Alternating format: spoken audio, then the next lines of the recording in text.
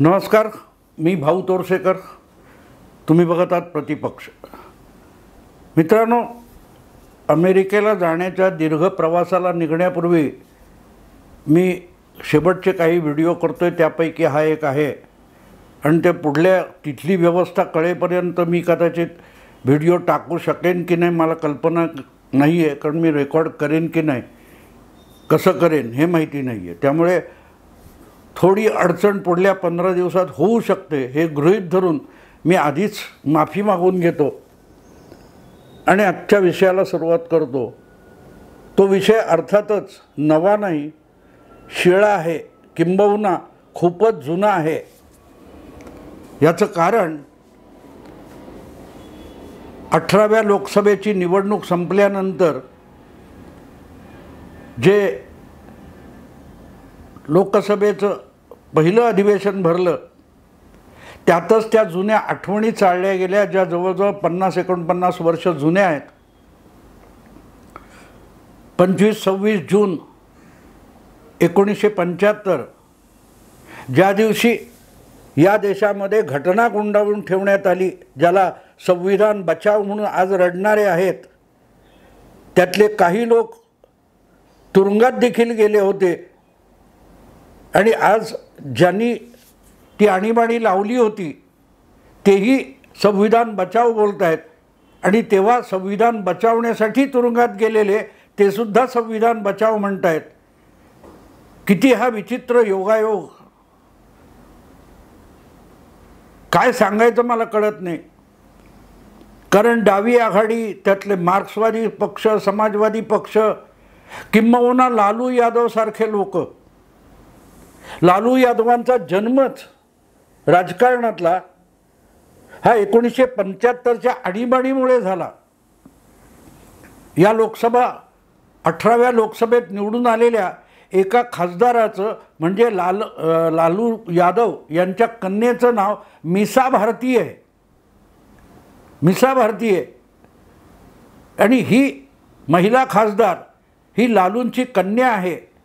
आणि लालू 50 वर्षापूर्वी आणीबाणीच्या काळात तुरुंगात सडत पडले असताना ज्या मुलीचा जन्म त्यांच्या पत्नीच्या पोटी झाला, राबडी देवींच्या पोटी झाला, तिचं नाव मीसा भारती आहे. आणि मीसा काय, भारती समजू शकतो, पण मीसा म्हणजे काय? मीसा म्हणजे maintenance of internal security act, हे जे इंग्रजी नाव त्या कायद्याचं होतं, ज्या कायद्याचा सरसकट वापर विरोधी पक्षाची आणि विरोधी आवाजाची मुस्कटदाबी करण्यासाठी 50 वर्षापूर्वी करण्यात आला. त्या maintenance of internal security act याचा शॉर्ट फॉर्म, छोटं नाव मिसा होतं. याला मिसा लावला, त्याला मिसा लावला. मिसा लावला म्हणजे मिसा नावाचा कायदा त्याच्यावर लागू केला. आणि हा माणूस हा देशासाठी धोका आहे म्हणून त्याला अटक करण्यात आली. अशा अटकेमध्ये लालू प्रसाद यादव आणि त्यांचे अनेक समाजवादी सहकारी, आजच्या भाजपचे अनेक त्या काळातले नेते तुरुंगात सडत पडलेले होते, ज्याच्या विरोधात न्यायालयात देखील धाव घेता येत नव्हती. आपल्याला का अटक झाली आहे याची कारणं मागण्याचा सुद्धा अधिकार संपवण्यात आला होता. नागरी सुरक्षा किंवा आपल्या जीविताची सुद्धा हमी घटना देत नव्हती. अशी आणीबाणी लावणारा काँग्रेस पक्ष आणि इंदिरा गांधी, ज्यांचे नातू राहुल गांधी आज घटनेचं पुस्तक दाखवून लोकसभेत शपथ घेतात. आणि त्यांच्या पाठीराखण कोण उभा आहे तर लालू प्रसाद यादव, जे त्या आणीबाणीत तुरुंगात पडले, तुरुंगात डांबले गेले म्हणून नेता झाले. नितीश कुमार सुद्धा, जॉर्ज फर्नांडिस हे सगळ्यांचे गुरु मानले जातात. आता जॉर्ज फर्नांडिस हयात नाहीत, पण जॉर्ज फर्नांडिस यांना साखळ दंडाने बांधून न्यायालय आणि कोर्ट अशी धिंड काढली गेली होती. त्या साखळ दंडाने जखडलेला जॉर्ज फर्नांडिस, मुंबईचा कामगार नेता, हा बिहारमध्ये त्याचं तसं चित्र दाखवून त्याला बिहारचा नेता आणीबाणीच्या काळात नंतर बनवला गेला.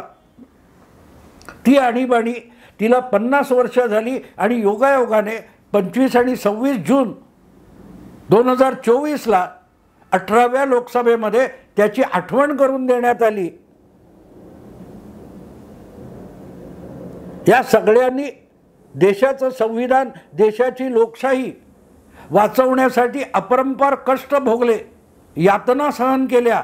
19 महिने तुरुंगवास हजारो लोकांनी भोगला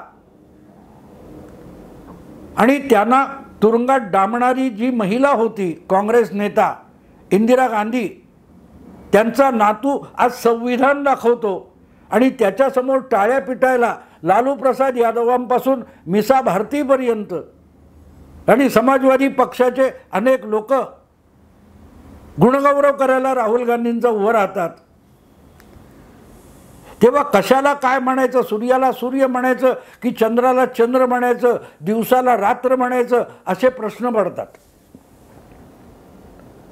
त्या सगळ्यामध्ये भरडले गेलेले जितके समाजवादी होते, कम्युनिस्ट होते, डावे होते, तितके जनसंघीय होते, ज्यांना आज भाजप म्हणून ओळखलं जातं. म्हणजे यांच्याबरोबर लोकतंत्र वाचवण्यासाठी तुरुंगवास भोगणारे तेव्हाचे जनसंघीय म्हणजेच आजचे भाजपवाले हे लोकशाही धोक्यात आणतायत असं म्हणत म्हणत स्वतःला पुरोगामी समजणारे लोक जेव्हा राहुल गांधींच्या पाठीशी जाऊन उभे राहतात, तेव्हा आणीबाणीच्या आठवणी नव्याने सांगणं अगत्याचं होतं. 1975 नंतर किंवा 77-80 नंतर जन्मलेले किंवा 90 नंतर राजकारण समजू लागलेले जे वर्ग आहेत, जी माणसं आहेत, त्यांना आणीबाणी नव्याने सांगणं आवश्यक आहे. दिल्लीचे मुख्यमंत्री केजरीवाल किंवा झारखंडचे हेमंत सोरेन यांना अटक झाली आणि मुख्यमंत्र्याला तुरुंगात डांबलं वगैरे वगैरे आणि म्हणून देशात लोकशाही आली, सगळी राज्यघटना संविधान गुंडाळून ठेवलं, अशी बाष्कळ बडबड करणाऱ्यांना अक्कल नाही एवढ्यासाठी म्हणावं लागतं की त्यांना तुरुंगात टाकलं, अटक झाली, तरीही त्यांना कोर्टात हजर करण्यात आलं. अटकेनंतर 24 तासात त्यांना कोर्टासमोर आणण्यात आलं आणि कोर्टाची मान्यता आहे म्हणून ते तुरुंगात आहेत. पण 1975 पासून 77 पर्यंत 19-20 महिने हजारो लोक या देशातले राजकीय कार्यकर्ते, नेते, पक्षनेते तुरुंगात डांबले गेले होते. त्यांना कोर्टात जाण्याचा कुठलाही अधिकार नव्हता आणि जॉर्ज फर्नांडिस यांच्यासारखा नेता अगदी निवडून आल्यानंतर जनता पार्टीचं सरकार येईपर्यंत तुरुंगातच होता. तेव्हा 75ची आणीबाणी हे साक्षात हुकुमशाही होती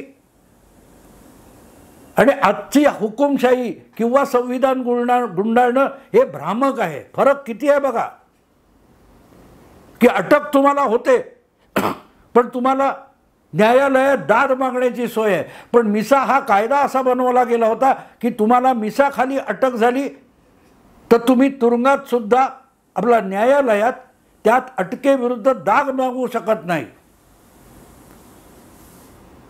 ती आणीबाणी आज जे उठसूट संसद काय ते लोकतंत्र गुंडाळलं, लोकतंत्र धोक्यामध्ये, संविधान धोक्यामध्ये पोपटपंची करतात, त्यांना यातलं काडी मात्र माहिती नाही आहे. आणि ज्यांना माहिती आहे ते सुद्धा आपल्या मतलबासाठी राजकीय हेतूने दिशाभूल करत असतात. मला तो प्रसंग मुद्दा सांगावासा वाटला कारण आणीबाणी लागण्याच्या आधीपासून मी पत्रकार होतो 6-7 वर्ष. ज्या रात्री आणीबाणीची घोषणा करण्यात आली त्यावेळेला मी दैनिक मराठामध्ये रात्रपाळी करत होतो. प्रदीप वर्मा नावाचा माझा सहकारी होता. तो आम्ही रात्रपाळी करून झोपलो तर तो सकाळी लवकर उठून जायचा आणि मी उशिरापर्यंत 8-9 वाजेपर्यंत झोपलेला असायचो. ज्या रात्री 25 जून 1975ला अपरात्री आणीबाणीची घोषणा करण्यात आली तेव्हा जयप्रकाश नारायण, मोरारजी देसाई यांच्यासकट अनेक संपादक वगैरे यांची धरपकड अपरात्री करण्यात आली. सकाळी माझा सहकारी लवकर उठून घरी जात असताना त्याने टेलिप्रिंटरवर PTIवर आलेल्या बातम्यांवर नजर टाकली आणि मला उठवलं, भाऊ उठ, गडबड झाली आहे. आणीबाणी लागू करण्यात आली आहे, अनेक संपादकांना अटक झालेली आहे, अनेक वरिष्ठ नेते तुरुंगात गेलेले आहेत. मी उठलो, चूळ भरली, चहा प्यालो आणि धडाधड ते PTIवर येणाऱ्या बातम्यांचा आढावा घ्यायला लागलो. आणि माझ्या एक गोष्ट लक्षात आली की या देशातली लोकशाही संपलेली आहे. लोकशाही संपलेली आहे. उद्याचं वर्तमानपत्र छापलं जाईल की नाही याची सुद्धा गॅरंटी नव्हती. कारण दिल्लीत अनेक संपादकांना अटक झाली होती. अनेक वर्तमानपत्रांच्या छापखान्यात जाऊन त्यांची छपाई थांबवण्यात आली होती. अशा वेळेला सकाळी सांज मराठा हे आमचं दैनिक होतं, ते सांज दैनिक होतं, त्याचं काम करणारा प्रभाकर राणे येण्याआधीच मी सांज मराठाच्या कामाला लागलो होतो. कारण तोपर्यंत पोलीस कधी येतील याची गॅरंटी नव्हती. मी भरभर रात्रपाळी करून झोपलेल्या कंपोजिटरना उठवलं, कामाला बसवलं आणि 9:30-10 पर्यंत सांज मराठ्याची छपाई सुरू झाली. 5,000 10,000 जितके अंक छापले जात होते ते पटापट टॅक्सीने वितरणाला पाठवले गेले होते. मित्रांनो, evening news of India, free press bulletin नावाची सांज दैनिकं होती. ती छापून बाजारात यायच्या आत त्यांची पगडे छापलेले अंक जप्त केले गेले.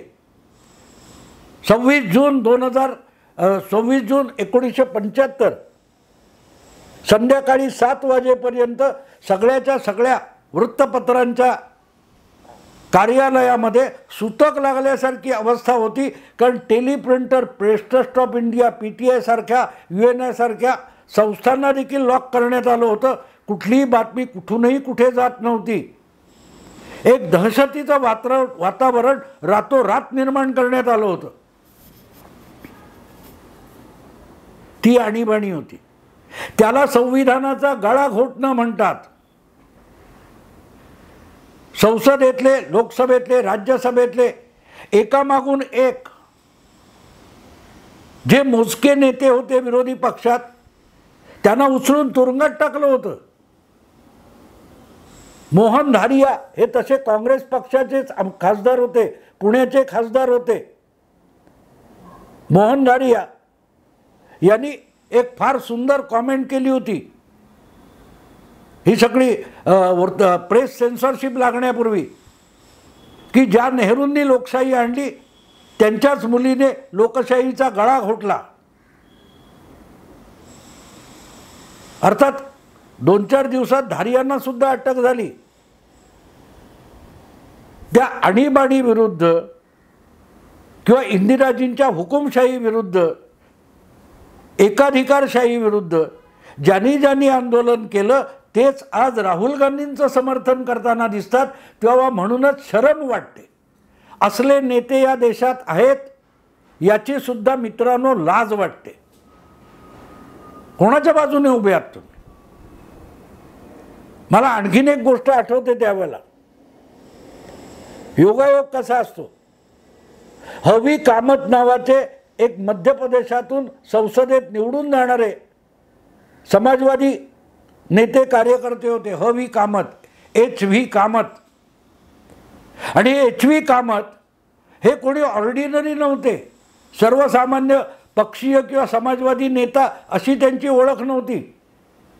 HV कामत हे स्वातंत्र्य चळवळीत सहभागी असलेले नेता कार्यकर्ता होते. जेव्हा देशाची घटना बनवली जात होती तेव्हा HV कामत हे घटना समितीचे सदस्य होते, कॉन्स्टिट्यूएंट असेंब्लीचे. आणि राजकीय दुर्दैव किती असतं बघा मित्रांनो. ज्यावेळेला देशाची घटना बनवली जात होती घटना समितीमध्ये, त्यावेळेला त्या घटनेमध्ये देशाच्या अंतर्गत सुरक्षेविषयी जे कलम घालण्यात आलं की देशात अशी अंतर्गत सुरक्षेला धोका निर्माण होईल, त्यावेळेला काय करायचं, कायदा व्यवस्था कशी राखायची, तर इंटरनल सिक्युरिटी म्हणून अंतर्गत सुरक्षेची आणीबाणी आणि बाहेरून आक्रमणासाठी होणारी आणीबाणी अशी दोन कलमं त्यावेळेला घटनेत होती. आणि त्याच्यावर जेव्हा चर्चा चालू होती तेव्हा एच.व्ही. कामत या घटना समितीच्या एका सदस्याने जोरदार आक्षेप घेतला होता की या घटनेतल्या कलमाचा वापर करून कोणीही या देशात लोकशाही मार्गाने हुकुमशाही आणू शकतो. त्यावेळेला नेहरू न निवडून आलेले पंतप्रधान होते आणि घटना समितीच्या बैठकीत नेहरूंनी एच.व्ही. कामतांना विचारलं की तुमचा माझ्यावर विश्वास नाही का, असं कलम घटनेत आहे म्हणून मी त्याचा वापर करीन आणि हुकुमशाह होईन असं तुम्हाला वाटतं का. तेव्हा एच.व्ही. कामत यांनी दिलेलं उत्तर फार सुज्ञ आणि अप्रतिम होतं, अपूर्व उत्तर होतं. एच.व्ही. कामत म्हणाले होते की आमचा नेहरूंच्या लोकशाहीवादी असण्यावर पूर्ण विश्वास आहे, पण नेहरू अजरामर आहेत याच्यावर आमचा विश्वास नाही. नेहरू अजरामर नाही, तुम्ही अजरामर नाही आहेत. तुमच्या नंतर कोणी पंतप्रधान होईल आणि त्याने मनात आणलं तर याच अंतर्गत सुरक्षेच्या आणीबाणीविषयक कलमाचा वापर करून या देशामध्ये तो हुकुमशाही आणू शकतो. हे घटना समितीमध्ये एच.व्ही. कामतांनी उच्चारलेले शब्द होते. आणि दुर्दैव बघा मित्रांनो, दुर्दैव बघा की त्याच नेहरूंची कन्या इंदिरा गांधी यांनी त्याच कलमाचा वापर करून 50 वर्षापूर्वी या देशाला हुकुमशाहीच्या पोलादी टाचेखाली रगडून काढलं. आणि त्यात अटक झालेल्या पहिल्या 2 दिवसात अटक झालेल्यांमध्ये जे विरोधी पक्षाचे अनेक नेते होते त्यामध्ये तेच एच.व्ही. कामत होते. म्हणजे ज्यांनी घटना समितीमध्ये अंतर्गत सुरक्षेविषयक आणीबाणीच्या तरतुदीला आक्षेप घेतला होता त्यांना सुद्धा इंदिरा गांधींनी अटक करून दाखवली. जयप्रकाश नारायण जे स्वातंत्र्य चळवळीपासून नेहरू गांधी यांच्याबरोबर काम केलेला नेता, वयोवृद्ध नेता, त्याला सुद्धा उचलून इंदिराजी आणि त्यांच्या पोलीस कायद्याने मिसाने तुरुंगात डांबून टाकलं. ती आणीबाणी होती मित्र. बोलायची हिंमत नव्हती कोणाची. वर्तमानपत्रावर सेन्सॉर बसवले गेले. आज तुम्ही मोदींना रोज सकाळी संध्याकाळी शिवीगाळी करू शकता, सरकारच्या विरोधात वाटेल ते बोलू शकता, खोटं नाटं बोलू शकता. आणीबाणी लागली त्यावेळेला सरकारच्या कुठल्याही चुकीबद्दल सुद्धा लिहिण्याला मुभा नव्हती. कामगारांचा कुठे संप झाला त्याची बातमी आम्ही वर्तमानपत्रात देऊ शकत नव्हतो. कुठलंही सभा संमेलन, चळवळ, आंदोलन, मोर्चा बंद होता. कारण विरोधी नेत्यांना, युनियन नेत्यांना, कामगार नेत्यांना सगळ्यांना उचलून तुरुंगात टाकलेले होते. जो इंदिरा गांधींच्या सत्तेच्या विरोधात बोलू शकेल किंवा बोलेल त्याला उचलून तुरुंगात टाकायचा आणि त्याच्यावर आरोपपत्र ठेवण्याची सुद्धा गरज नव्हती. न्यायालयात सुद्धा अशा अटक केलेल्या लोकांना हजर करण्याची गरज नव्हती. त्याला आणीबाणी म्हणतात, त्याला लोकशाहीची गळचेपी म्हणतात, त्याला संविधान गुंडाळून ठेवणं म्हणतात. ते ज्यांच्या पूर्वजांनी केलं, नेहरूंनी ती तरतूद घटनेत केली आणि इंदिराजींनी ती वापरली. नेहरू राहुल गांधींचे आजोबा, पणजोबा आणि इंदिराजी आजी आहेत. आणि ते राहुल गांधी घटना दाखवतात हातात आणि त्याच्या मागे हे दुधखुळ्यासारखे आणीबाणी विरुद्ध लढलेले आणि त्यांचे वंशज आजचे हे धावतात. याला काय म्हणायचं मित्रांनो, योगायोग म्हणायचं की बेशरमपणा म्हणायचं कळत नाही. आणीबाणीच्या आठवणी म्हणूनच मला सांगाव्याशा वाटल्या. काल परवा राहुल गांधींनी संसदेत सदस्य म्हणून शपथ घेताना ते पुस्तक परत दाखवलं जे निवडणूक प्रचारात परत दाखवलं होतं घटनेचं. पण त्या पुस्तकामध्ये छापलेली जी अक्षर शब्द आहेत त्याचा जो आत्मा आहे त्याचा गळा कोणी कोणी घोटला होता? यांच्याच पूर्वजांनी घोटला होता, यांच्याच पूर्वजांनी घोटला होता. किंबहुना घटनेतल्या प्रत्येक कलमाचा जास्तीत जास्त गैरवापर काँग्रेस पक्ष सातत्याने करत आला. या देशात पहिल्यांदा बहुमताने निवडून आलेल्या केरळमधल्या आघाडी सरकारचा गळा घोटला तो इंदिराजींनी काँग्रेस अध्यक्ष म्हणून घोटला आणि नेहरू तेव्हा देशाचे पंतप्रधान होते. नंबूद्रीपाद यांचं कम्युनिस्ट आणि समाजवाद्यांचं सरकार राष्ट्रपती राजवट लावून बरखास्त केलं आणि बिगर कम्युनिस्ट सरकार समाजवाद्यांना बाहेरून पाठिंबा देऊन इंदिराजींनी आणलं आणि तिथून जो राज्यातील विरोधी पक्षांचा गळा घोटण्याचं काम काँग्रेसने सुरू केलं ते घटनेचा आधार घेऊन केलं. विरोधी राजकारणाचा गळा घोटणं हे काँग्रेसने अगदी स्वातंत्र्योत्तर काळात आरंभापासून केलेलं आहे आणि आज राहुल गांधी घटनेचं पुस्तक दाखवतात. आणीबाणी हा तर कडेलोट होता, 50 वर्ष होऊन गेली, पण इतिहासापासून आपण काही शिकतो का असा म्हणूनच प्रश्न पडतो. आणि एका कोणीतरी इतिहासकारानेच म्हटलेलं आहे की इतिहासापासून आपण काय शिकतो तर इतिहासापासून आपण काहीच शिकत नाही, म्हणून तर इतिहासाची पुनरावृत्ती होती. What we learn from history that we never learn from history, that's why history repeats. Indiraji तरी कर्तुबगार होत्या, त्यांनी या देशाचं राजकारण वाकवलं, वळवलं, झुलवलं. पण आज काँग्रेस पक्षाची आणि त्यांच्या नादाला लागलेल्या सगळ्या पुरोगामी पक्षांची अवस्था काय बघा. ज्याला पप्पू म्हणून ओळखलं जातं त्या राहुल गांधींसारख्या पोरकट नेत्यांच्या तालावर सगळं विरोधी राजकारण मरकटलीला करत बसलेलं आहे. हे आणीबाणीपेक्षा भयंकर आहे. असो मित्रांनो, आत्ता जास्त बोलत नाही, पण 50 वर्ष झाली तर त्या आठवणी चाळवल्या म्हणून बोललो. आवडलं लाईक करा, शेअर करा, सबस्क्राईब करा. नमस्कार.